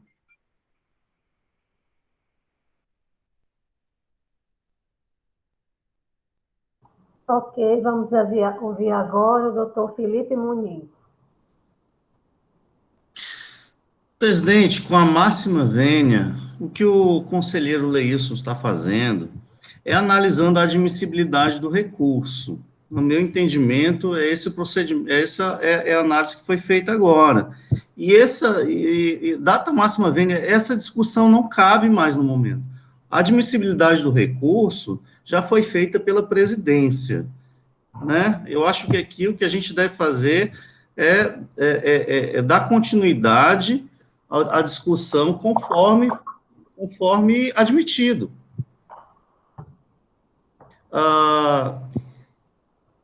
Eu entendo que a análise do presente caso passa inicialmente pela verificação da tipificação da infração, conforme previsto no artigo 123.8L, que diz o seguinte, assim está previsto: omitir informações em arquivos eletrônicos ou nestes informar dados divergentes dos constantes nos documentos fiscais. Essa é a tipificação prevista no dispositivo. Pois bem, a decisão recorrida, ela decorreu do confronto de balanço patrimonial e inventário declarado no SPED fiscal. A segunda Câmara entendeu que o balanço patrimonial se presta para a verificação da penalidade. E, por isso, com fundamento no artigo 85 da Lei do CONAS, decidiu pela nulidade da decisão, né, e consequente retorno dos autos para novo julgamento. Por outro lado, nas decisões paradigmas, tanto a terceira Câmara de Julgamento quanto a quarta entenderam que a tipificação prevista nos referidos dispositivos não é compatível com o confronto da escrita digital, com os documentos contábeis, não sendo o balanço patrimonial documento hábil à verificação da ocorrência da penalidade aplicável. E, com todo respeito aos entendimentos contrários, uma vez que o balanço patrimonial não é documento fiscal, é incompatível com a tipificação prevista no artigo 123.8L. Portanto, presidente, eu entendo que, conforme decidido pela terceira e pela quarta Câmara, não é devida a aplicação do caput do artigo 85, conforme feito pela segunda Câmara, mas pelo seu parágrafo único, que diz: não se aplica o disposto no caput quando o processo administrativo tributário em condições de imediato julgamento, decidindo, desde logo, se a causa versar sobre questão que aproveite ao mérito ao sujeito passivo. Então, presidente, pelas razões expostas, eu entendo pela reforma da decisão recorrida para adoção do entendimento constante nas resoluções paradigmas e dando provimento ao recurso extraordinário. É como eu entendo, presidente. Ok, vamos aqui ouvir aqui na forma solicitada, doutor Pierre, depois Lúcia, Alineide, Robério. Não sei se Leilson pediu novamente aqui. Leilson, deixa eu tirar aqui. Vamos ouvir aqui os outros conselheiros, Leilson, depois eu passo para você e você faz um remate, tá bom? Acho que fica melhor porque tem escutado os outros, né? Doutor Pierre. Pois não. Muito obrigado, senhora presidente. Olha, primeiro fazer um pequeno em primeiro lugar, essa questão processual está superada, o recurso extraordinário já está admitido e posto em pauta, não se há como reavaliar essa questão. Em segundo lugar, fazer um esclarecimento que a decisão recorrida, ela não entendeu que não havia prova, que deveria ser improcedente e não nulo e voltar para novo julgamento. Não, ela entendeu que havia provas suficientes e que deveria ser julgado porque o auto não seria nulo, certo? É diferente. Agora, o doutor conselheiro Leilson, ele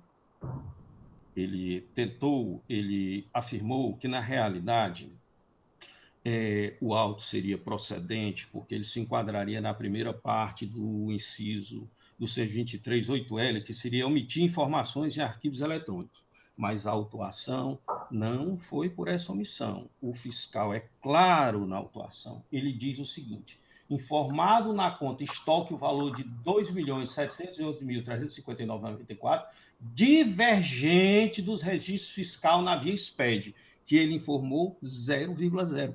Ele informou, ele não deixou de informar, só que a fiscalização entendeu que era divergente do que tinha. Só quando você vai para a divergência, ela se dá não entre o livro, e sim entre documentos. Teria que apresentar documentação. Então, aqui o caso não é uma omissão, aqui o caso é sim de divergência. E divergência, pela tipificação, tem que ser com documentos fiscais. Então, não se aplica esta penalidade. Então, eu entendo pelo provimento do recurso extraordinário, sim, senhora presidente. Doutor Lúcio, depois Elineide, Roberto e Neilson. Doutor Lúcio, por favor. Obrigado, senhora presidente. Senhora presidente, eu fui contemplado com as falas dos antecessores, a questão do doutor Pierre colocou, acho que a motivação da divergência. Eu queria trazer a questão que o conselheiro Leilson colocou. Eu não vou aqui entrar, acho que foi admitido, mas nós temos sim uma questão processual aqui. Porque é o seguinte, a decisão lá foi por questão a decisão da primeira instância, foi questão de prova, né? Não existia prova suficiente. E a Câmara entendeu que existia, sim, prova suficiente. Não se entrou, durante a discussão, pelo menos que tem na resolução, a questão de penalidade, né? Uma vez, né, essa questão não foi discutida, mas o despacho da presidente, quem fizer a leitura, né, e aí eu vou para o despacho no sentido, sim, de que saber se o balanço patrimonial tem lá é prova suficiente para a penalidade, para a divergência. Então, foi admitido. E aqui, presidente, eu vou colocar uma coisa que, né, vou ser repetitivo, vou colocar, né, até puxando um pouco do doutor Matheus colocou aí, a questão aqui do L, né? Olha a questão da multa. A multa será a multa equivalente a 2% do valor das operações ou prestações omitidas ou informada incorretamente. Quer dizer, nessa situação, você não pode essa penalidade, ela não, ao meu sentido, com todo respeito, ela não pode ser aplicada nessa situação. Porque aqui, quando se fala em operação, você pode entrada ou saída. A operação que tem no ICMS é a operação de circulação de mercadoria. No inventário, você faz, como o doutor Leilson colocou aí, você faz o levantamento das mercadorias. Então, me atendo aqui à questão da admissibilidade, né? Mas eu também concordo com o Leilson, eu acho que nós estamos aqui na questão processual. Talvez a gente vá aqui decidir uma questão que não foi decidida pela instância originária.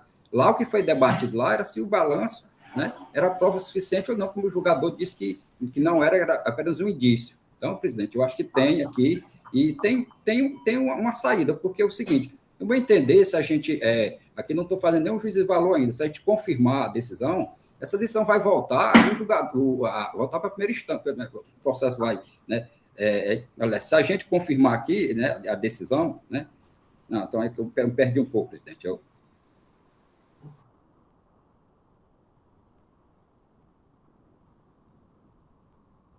Não estou ouvindo, não, estou sem áudio. Ele quer evitar a supressão de instância, né? O doutor Lúcio, está sem áudio. Não, é o seguinte, eu acho que, retomando aqui, a questão é processual, né? A gente vai decidir uma coisa que não foi decidida, a questão da penalidade, a gente vai decidir aqui, é como se nós estivéssemos fazendo um novo julgamento que foi feito lá na segunda instância. né? A gente está fazendo um julgamento de matéria que não foi discutida, questão da penalidade. Então, presidente, eu acho que a gente deve discutir esse ponto. Não é aqui, com todo respeito, não é questão de admissibilidade, não. É a questão mesmo da decisão. A decisão se mantém a recorrida ou se aplica as paradigmas nesse sentido. E quem entender a questão de manter a recorrida é no sentido de que lá foi discutida a questão do balanço ser suficiente para aplicação, para a prova. Não se chegou a discutir. Uma vez que tivesse aceito, eles iam discutir a penalidade, aí sim, mas não foi discutida a penalidade, pelo menos na minha visão, na decisão recorrida, presidente. Ok, vamos ouvir agora a doutora Elineide. Obrigada, senhora presidente. Bom dia a todos, senhores. Também ouvi, assim, atentamente tudo o que foi dito, e com respeito às colocações do doutor Augusto, acho que foi doutor Felipe, nessa questão da comparação de divergência de inventário, eu sempre olho para essa infração, quando ele se refere a documento, ele se refere à origem da informação. E a origem da informação, no caso de inventário, é realmente o livro registro de inventário. No caso aqui, o livro feito pela FD, o livro eletrônico. E aí a comparação está com outro documento, que seria o balanço. E como o doutor Lúcio bem pontuou, aqui a gente já está no mérito da questão. Mas, assim, no meu entendimento, é possível, se for analisar mérito, a questão do inventário é a origem da informação, só tem esse espaço para a gente verificar, e na FD, que é feita atualmente por meio da FD. E daí porque a questão da segunda Câmara entender que tinha provas suficientes e retornar para uma análise. Mas como é que vai ser conduzido o processo, isso eu também estou sem... Não posso falar, isso aí cabe à doutora Marta dizer. É isso, senhora. Vamos ouvir aqui o doutor Roberto Carvalho. Senhora presidente, senhores conselheiros, senhor procurador do Estado, meu bom dia a todos. Para não dizer mais do mesmo, e eu estou aderindo aqui às considerações do conselheiro Pierre e ao voto do relator, porque aqui não há supressão de instância, não. Houve um julgamento na Câmara, do julgamento da Câmara, cabe esse recurso aqui. Foi admitido, ponto. Encerramos a discussão sobre a admissibilidade dele. Né? Até porque nós vamos voltar a primeiro grau para sanar alguma coisa que eu não sei se lá será sanável. Né? Então, eu quero já aqui me manifestar acompanhando o voto do conselheiro relator. Ok. Nós ouvimos aqui todos que desejavam falar. Eu já pretendia passar a palavra para o doutor Matheus, mas ele até já solicitou ali. Mas antes, até ouvir aqui o doutor Felipe, em seguida o doutor Matheus, por favor. Felipe Muniz, novamente. Sem som, Felipe. Microfone fechado, Felipe. Desculpa, presidente. Retomando aqui. Eu acredito que aqui não é questão de supressão de instância. A matéria a matéria que foi analisada, que está sendo analisada aqui, é a mesma que foi analisada na segunda instância. Qual seja, se os documentos apresentados, eles são suficientes para análise da penalidade. É isso, se não são, é improcedente. Se são, volta para a primeira instância. Eu acho que não tem supressão de instância aqui de forma nenhuma. É a forma como eu vejo, presidente. Me parece que o doutor Leilson pediu para falar. Matheus, posso ouvir aqui o Leilson em seguida e passar para você primeiro? Leilson, por favor. Presidente, acho que para deixar bem claro o meu posicionamento, eu acho que não foi compreendido pelo doutor Felipe, nem pelo doutor Pierre. A primeira questão aí, que da minha dúvida efetiva, é a questão processual mesmo, né? Uma matéria de mérito, ela não foi apreciada lá pela Câmara, entendeu-se que julgadora ela errou porque não levar em consideração que um balanço patrimonial sendo documento fiscal é a mesma coisa que dizer que a fiscalização da Receita Federal ou de mesmo do ICMS do Estado de Ceará, que vai fazer a escrita contábil, fiscalizar a escrita contábil digital, ele não pode se adentrar nesse livro, já que não é documento fiscal. Então, não vejo também como dar vazão a esse tipo de pensamento. O segundo aspecto, eu disse muito claro, a questão de mérito. E aí eu vou divergir do Dr. Pierre, que é a questão de que é bom separar, aqui está havendo uma grande confusão, datavendos que estão aqui falando, é que estão dizendo que a divergência que está lá tipificada, ela se dá em qualquer tipo de comparação. Não é isso o que o tipo penal diz. O tipo penal diz que a única divergência possível é aquela existente na FD com documentos fiscais, ou seja, notas fiscais. Essa é a única divergência possível. O que está se tratando da autuação é muito clara. Eu posso até ler aqui o auto de infração. Ele diz muito claro que começa a comissão dos arquivos e diz que havia um estoque declarado onde? Lá no balanço patrimonial, na DIPJ, esses estoques não estavam declarados na FD, a FD está zerada, portanto, houve a divergência. Claro, isso é divergência, mas não da FD com o documento fiscal. O que houve a divergência foi dos inventários que existiam na empresa em 31/12 com o que foi declarado na FD. É outra coisa totalmente diferente. E essa divergência se traduz em quê? Omissão. É a omissão. Por isso que ele começa com omissão lá no tipo penal do auto de infração, que ele está dizendo o seguinte, olha, você declarou, você tinha estoque, porque você declarou no seu imposto de renda e fez também no seu balanço, e depois você não levou para a FD. Portanto, você emitiu da FD, dos arquivos da FD, essas informações em relação aos inventários. É bom separar a divergência do tipo em relação ao documento fiscal. E não é o caso. Aqui foi a divergência do que estava no balanço e do que estava na FD em relação ao que foi informado. Portanto, a omissão. É muito claro, primeiro, quando ele fala, até no final, a omissão da informação complementar lá. Então, veja, são duas coisas absolutamente distintas. Por isso que eu quero deixar clara a minha manifestação aqui, presidente. Ok. Neilson, eu entendi perfeitamente a sua exposição. Acho que realmente nós temos que debater sobre essa questão. Agora, assim, me ressinto que isso deve ser feito não somente com relação a esse processo, mas várias outras situações que nós já passamos na Câmara Superior, semelhante a essa. Que, salvo engano, teve uma única vez que veio aqui à baila, foi o doutor André, que atentou uma vez para esse aspecto e trouxe aqui, certo? E de lá para cá, esse ponto ele não foi mais debatido por este conselho. E queria só lembrar que, no presente caso, com relação à admissibilidade, mesmo sabendo da nulidade e da improcedência, situações diversas, o fundamento era a questão dos documentos fiscais, certo?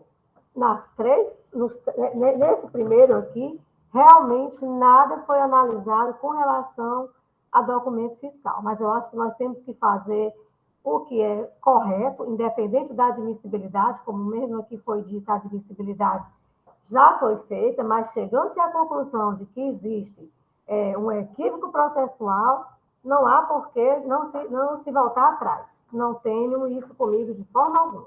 Razão pela qual eu gostaria de ouvir o representante da PGE no tocante à questão processual. Doutor Matheus, por favor.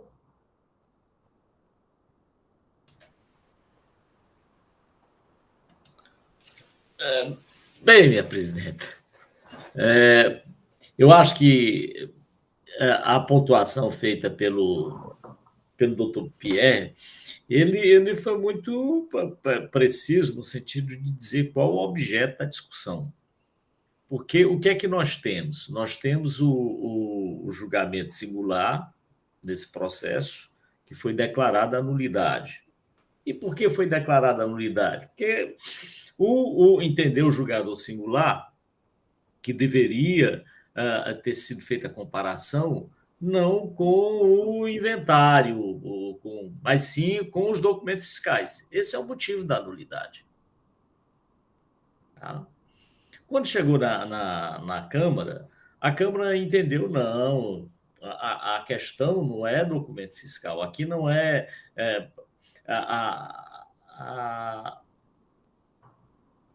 o que se comparou não foi documento fiscal, não foi nota fiscal, comparou outro elemento, e, portanto, há outros. Não é o caso de nulidade, porque a nulidade seria se tivesse sido feita a comparação, não com documento fiscal, mas com outro elemento, que é o caso, como eu me referi no início, uma omissão de registro de entrada ou registro de saída, em que tem que se comparar a escrita fiscal digital com o documento fiscal, para verificar se efetivamente aquele documento deveria ser escrito, ou ocorreu ou não a omissão, e não com outro documento qualquer, por exemplo, com a lista do contribuinte, com o livro de entrada físico que o contribuinte eventualmente tenha, e se comparou a escrituração fiscal digital com esse livro e constatou que determinadas notas fiscais não estavam escrituradas.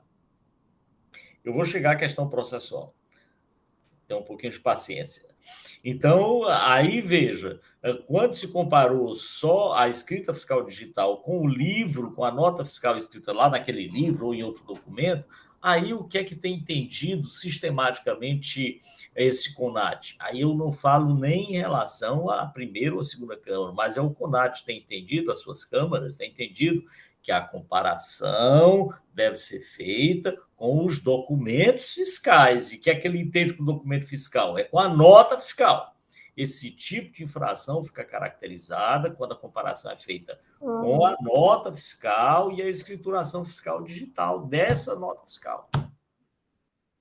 O caso aqui, o julgador singular entendeu por aplicar isso dessa forma. Entendeu que deveria ter sido comparado com a nota fiscal. A Câmara entendeu que não era isso, razão pela qual existiria motivos para afastar a nulidade declarada pelo julgador singular. O contribuinte recorre e diz, não, eu quero a manutenção dessa decisão, porque está correta. Então, o que tem que se decidir aqui, aí vamos para a questão processual, é se dá provimento ao recurso, mantendo a decisão de primeira instância, né, e afastando a decisão de nulidade dessa decisão de primeira instância que foi declarada pela Câmara, ou não. É só isso. Não há que se ficar discutindo o mérito. Aqui não se discutiu o mérito, não há razão nenhuma para ficar discutindo o mérito. A questão é a decisão proferida pela Câmara. Ela é válida ou é inválida? Aí qual foi o argumento? E aí que vem, daí o contribuinte trouxe as decisões paradigma dizendo, olha, aquela decisão lá singular, ela é válida. Ela é válida. E qual foi a decisão que ele trouxe paradigma? A questão do documento fiscal. Daí porque criou-se esse imbróglio, essa dificuldade. Né? A Procuradoria entendeu que era o caso de manutenção da decisão da Câmara, por quê? Porque não estava comparando com o documento fiscal. A questão não era de comparação do documento fiscal, era com outro, era escrituração fiscal com livro de inventário, ou com inventário fornecido pelo contribuinte, com balanço patrimonial. Não se tratava de comparação que deveria ser feita, nem poderia ser feita, entre escrituração fiscal digital e documento fiscal, ou seja, nota fiscal. Daí porque entendeu e entende a Procuradoria que a decisão da Câmara está correta. A discussão a respeito do tipo sancionatório que está previsto na legislação, quando se discute, não, mas o tipo penal está falando ali está falando em documento, ele não fala em nenhum momento em outros documentos, ele fala só em documento fiscal, e documento fiscal é só nota fiscal, portanto, não era o caso aqui, não tem nem tipicidade. Ora, não se está discutindo aqui a tipicidade, está discutindo o seguinte, é nulo ou não a decisão singular? Ou É nula ou não a decisão da primeira Câmara? Da Câmara, da primeira, eu acho, né? É nula ou não? É só isso. Ora, de acordo com o paradigma, aí o senhor hoje tem que decidir. Dou provimento ao recurso, porque entendo que a decisão da primeira Câmara, da Câmara, ela é nula, deve ser mantida assim a decisão singular. Quer seja por falta de tipicidade, ou porque os documentos não comprovam, isso não se analisou, nem está se analisando agora. A questão é, a decisão proferida pela primeira Câmara é nula? Se for nula, mantém-se o julgamento, claro, mantém-se o julgamento singular. Ou não, a decisão da primeira Câmara não é nula, não. Anula-se, então, o julgamento de primeira instância. Só isso. Sem discutir a questão de método, de tipicidade, não se discute. O que foi admitido foi a resolução. A comparação, que serve só para fins de verificar a nulidade da decisão singular ou a nulidade da primeira Câmara. É só isso, é isso que tem que decidir. Quer dizer, a questão da tipicidade, se é ou se não é, isso passou ao largo, não se discute. O que está discutindo é o seguinte: afinal, a comparação que foi feita pelo julgador singular é válida quando ele diz não utilizou o documento, é nulo? Pronto, é nulo, sim. Então, pronto, dá-se provimento ao recurso. Ou entende, não, a comparação feita pelo julgador singular é válida, não deveria ter sido feita essa comparação entre escrituração fiscal e outro livro, e, portanto, ela não é nula, porque a comparação deveria ser feita com o documento fiscal. É só isso. E é isso que a presidência trouxe como paradigma e aceitou como paradigma. Não foi outra questão. Então, senhores, entende a Procuradoria que o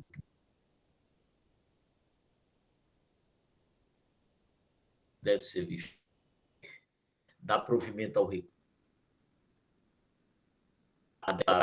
inválida a decisão da primeira Câmara, está ótimo. Então, mantém-se a decisão singular. Ou então, não, a decisão da primeira Câmara está correta, o julgamento deve ser anulado, porque existem provas. Tudo bem. Então, anula-se, mantém-se a decisão da primeira Câmara e anula-se, é evidente, mantém-se a nulidade do julgamento singular. Só isso. Não tem que ficar discutindo o alcance, a falta, a inexistência de fato típico, não. Isso já foi definido já. Essa questão já está definida. A questão é, dá-se ou não provimento ao recurso, anulando o julgamento singular, aliás, anulando-se o julgamento da primeira Câmara e mantendo-se o julgamento singular. Só isso, nada mais, senhores. Doutor Matheus, presidente, não deve entrar muito nas discussões do processo, não, né? Mas eu vou fazer igual como o advogado falou aqui, eu concordo. É isso. Parte sim e parte não, porque você está fazendo uma análise a partir da premissa do julgamento de primeira instância. E os fundamentos das decisões da presidente da admissão, que é certo, que é errado, ela partiu sim já da questão dos documentos fiscais, que ficou bem claro que também não foi acatado na decisão recorrida. Então, tudo tem como ponto de partida a decisão recorrida. Eu queria só que eu ouvir a doutora Maria Lineide, porque é o seguinte, nós temos, vem para a sessão outros processos da empresa com a mesma situação, certo? E eu acho que a gente tem que amadurecer essa questão, né? Eu acho que a doutora Lineide está sabendo desse fato, até porque ela olhou aqui comigo, aqui alguns processos, e ela queria fazer aqui uma interferência. Com relação a essa questão processual, acho que a gente tem que realmente entender melhor. Doutora Lineide, por favor. Obrigada, senhora presidente. Realmente eu tinha verificado que nós vamos ter que outros processos semelhantes, então eu gostaria de pedir vista desse. Ainda não começou a votação, então ainda é permitido. Aí a gente, só para fazer uma análise melhor e trazer. E eu fico muito grata pelo seu pedido de vista, não só por essa situação, mas por outras situações que nós já decidimos da mesma forma. Então, sim, cabe a gente melhorar sempre, né? Então, isso aqui pode ser um ponto de partida para que o Conselho veja situações como essa que nós já votamos anteriormente. Então, eu lhe agradeço pelo pedido de vista, vai ser um estudo meu que me comprometo a fazer também junto com você, que já está concedido o pedido de vista. Agradecendo Obrigada, senhora a presidente. doutora aqui e ao doutor Matheus pelos ensinamentos aqui nos repassados. Então, algum assunto, doutora Maria Clara, muito obrigada pela sua presença, e você retornará logo, logo, porque após essa admissão aqui, apareceram mais 2 processos com a mesma situação, também admitidos dessa forma. Então, nós vamos voltar a esse maravilhoso debate, com certeza, tá? Eu lhe agradeço aqui pela presença e pela paciência. Né? Eu que agradeço. É um ambiente acadêmico, nós aprendemos a cada dia. Muito obrigada, viu? Eu que agradeço a atenção de todos. Bom dia, bom trabalho. Okay. Bom dia. Senhores conselheiros, assuntos gerais. Então, não havendo... Não, eu tenho um assunto geral aqui, Ana Paula, a ser colocado. Eu queria falar para vocês que, em reunião com a secretária, né, com a administração tributária, nós já tomamos conhecimento do refis, né? E tomando conhecimento desse refis, muitos contribuintes já estão vindo aqui pedir julgamento acelerado dos processos. Então, em conversa com a secretária, o que é que nós acordamos? Que não faz sentido o contencioso fazer esse recesso do dia 20 até o dia 30, período do refis. Então, assim, eu estou querendo dizer para vocês que vai sair uma portaria modificando o recesso do advogado, aquele recesso de 20 de dezembro a 20 de janeiro, ele vai ser colocado, sim, para os advogados do dia 3 ao dia 20 de janeiro, certo? E o contencioso vai dar uma esticadinha nas sessões de julgamento ainda. Peço a compreensão dos senhores procuradores, dos senhores conselheiros. Eu sei que não está sendo fácil para ninguém o horário, né? A questão da disponibilidade de participar, principalmente para a Procuradoria, nesse momento que nós temos um procurador que está de licença. Mas, doutor Matheus, eu lhe peço, por favor, para levar este apelo até para os outros procuradores, para que vocês possam participar. E a intenção era que a gente tivesse sessão até o dia 20 e 28, né? Mas, por conta própria, nós nos reunimos aqui, eu, Marcelo e Franzé, nós resolvemos deixar até somente o dia 27, foi, Marcelo? 23, e a gente não fazer mais que do dia 27 até o dia 29, só se aparecer algo muito excepcional do contribuinte com processo já no ponto de ser julgado, renunciando todos os prazos, então, para bem servir a sociedade, nós faremos. Caso contrário, nós não faremos. Então, assim, eu queria pedir a todos vocês paciência, compreensão. Eu sei que é um período bem crítico, final de ano, mas, infelizmente, nós não podemos dizer que vamos dar prejuízo ao contribuinte e vai dizer que está deixando de aderir ao refis porque não teve seu processo julgado. Não sei se me fiz entender, mas eu deixo aqui esse pedido para a Procuradoria e para todo o Conselho. Vamos esperar que do dia 27 em diante ninguém peça, mas se pedir, nós teremos sim essa sessão extraordinária, tá bom? Esse aqui é o meu pedido, e solicitando ao doutor Matheus que, por favor, leve também ao conhecimento dos outros procuradores, mas eu vou também colocar no grupo dos procuradores, tá ok? Presidente. Pois não, doutor Matheus. É só questão de praticidade. Talvez se juntasse os processos que são iguais de diversos contribuintes para fazer sessão com base em... Você tem falta de escrituração, junta 10 processos de falta de escrituração, porque tudo o resultado normalmente é o mesmo. Nós estamos tentando fazer exatamente isso. Esse processo de modo a se julgar de forma conjunta, e aí é mais rápido. 10 processos de falta de escrituração, já sabemos qual a sanção que está sendo aplicada. A dificuldade de fazer isso. Todos que eu peguei aqui de falta de escrituração, que eu já fiz isso com a Carol, foram indeferidos. Aí os deferidos vão chegando no pinga-pinga. Por exemplo, dessa empresa aqui, da PP Comércio, quando foi ontem, chegou aqui na Procuradoria, na assessoria, um processo. Eu não tive como tirar esse aqui de pauta, porque a advogada já estava intimada, né? Mas adorei todo esse incidente processual aqui, para que a gente possa agora julgar 2 ou talvez 3 conjuntamente. Mas a sua ideia é por onde a gente já vem tentando trilhar. Nem sempre é fácil, mas nesse período de refis nós vamos fazer todo o possível para que isso aconteça. Tá bom? Pode ter certeza, e mais uma vez eu peço a colaboração de todos vocês.